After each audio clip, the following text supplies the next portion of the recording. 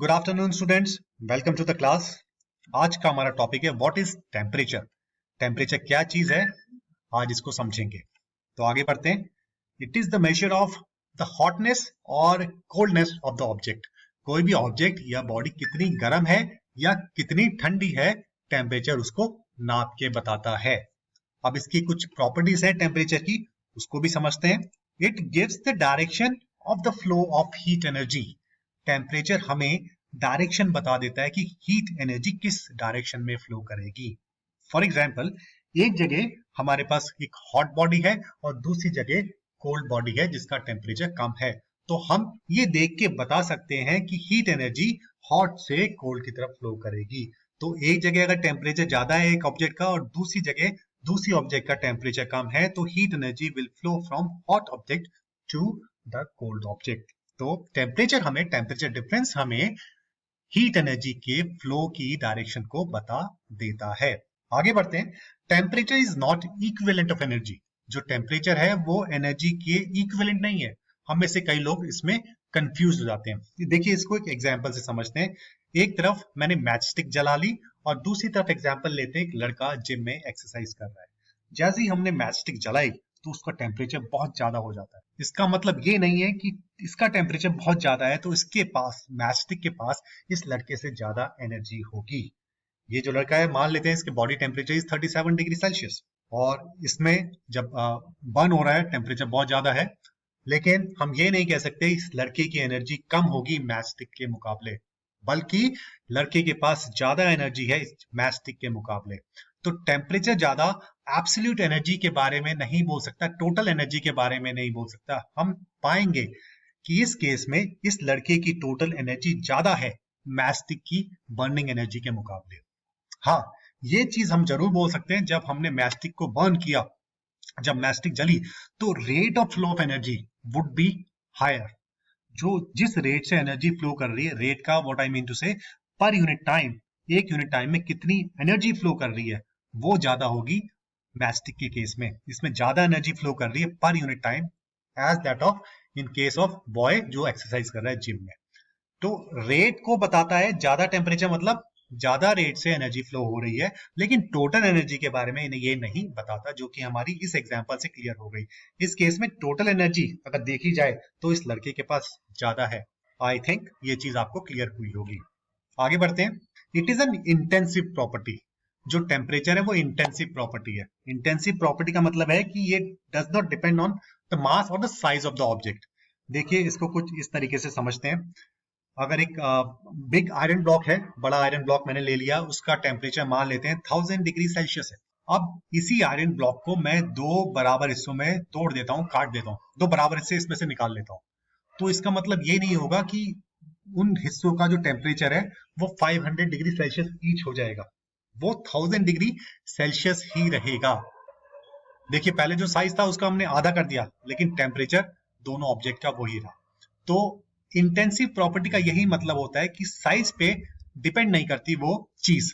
Temperature भी एक तरह से इंटेंसिव प्रॉपर्टी है। ये बॉडी के साइज पे डिपेंड नहीं करती। अगर जो ऑब्जेक्ट है उसका साइज अगर हम आधा भी कर देंगे, तब भी जो टेम्परेचर है that would remain the same. कोई एक और ऐसी चीज बता सकते हो जो कि इंटेंसिव प्रॉपर्टी हो? अगर आप सोच के बता सकते हैं तो डेंसिटी। डेंसिटी भी एक तरह से इंटेंसिव प्रॉपर्टी है। चाहे आयरन का बड़ा टुकड़ा लूं या छोटा टुकड़ा लूं, डेंसिटी सेम ही रहेगी। उसी तरह टेम्परेचर भी एक तरह से इंटेंसिव प्रॉपर्टी है। अगर बड़े आयरन ब्लॉक का टेम्परेचर 1000 डिग्री सेल्सियस है, अगर उसके मैं दो बराबर हिस्से कर दूंगा तो उन दोनों का भी टेम्परेचर 1000 डिग्री सेल्सियस होगा। तो स्टूडेंट्स, क्या आप बता सकते हो सोच के कौन सी ऐसी चीज है जो कि इंटेंसिव प्रॉपर्टी नहीं है, नॉन इंटेंसिव है? ऐसी क्या टर्म है जो नॉन इंटेंसिव होगी? दैट इज, अगर मैं बोलूं तो वेट। जो बॉडी का वेट है वो नॉन इंटेंसिव है, मतलब कि वो साइज पे डिपेंड करता है।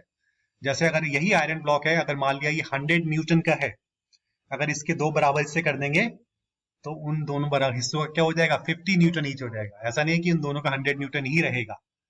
तो वेट नॉन इंटेंसिव है, टेम्परेचर या डेंसिटी इंटेंसिव प्रॉपर्टी है। Temperature does not depend on mass और size of the object. So I hope ये आपको क्लियर हुआ होगा। अब आगे बढ़ते हैं।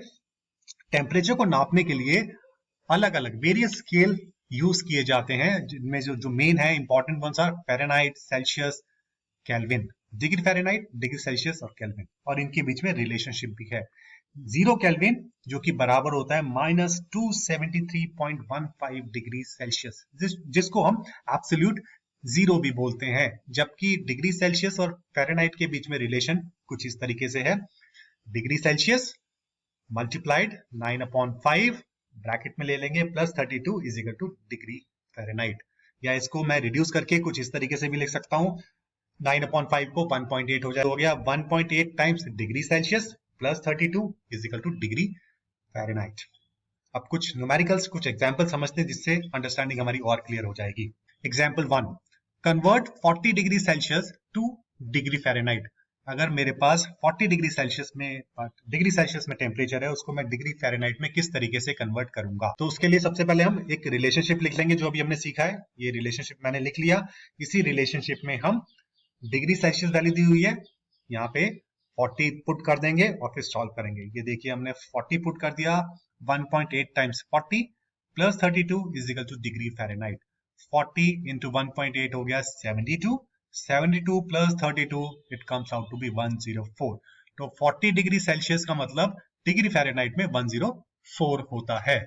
एक एग्जांपल और समझते हैं, convert 122 degree Fahrenheit two degree Celsius. पहले हमने डिग्री सेल्सियस से फ़ारेनहाइट में कन्वर्ट किया था, फ़ारेनहाइट से डिग्री सेल्सियस में कन्वर्ट करेंगे, वही रिलेशनशिप लेंगे।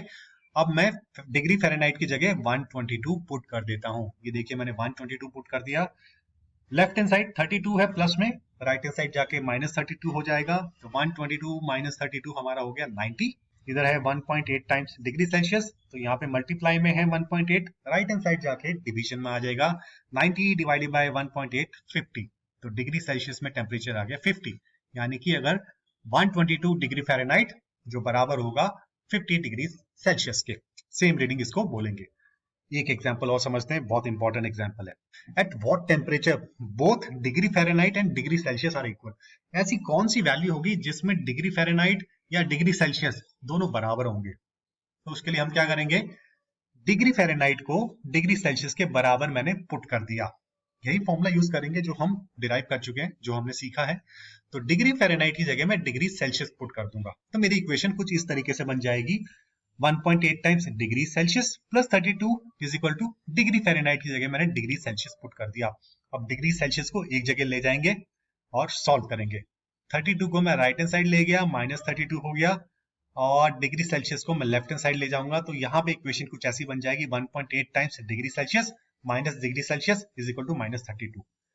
1.8 माइनस 1.8 आ गया, 0.8 times degree Celsius is equal to -32।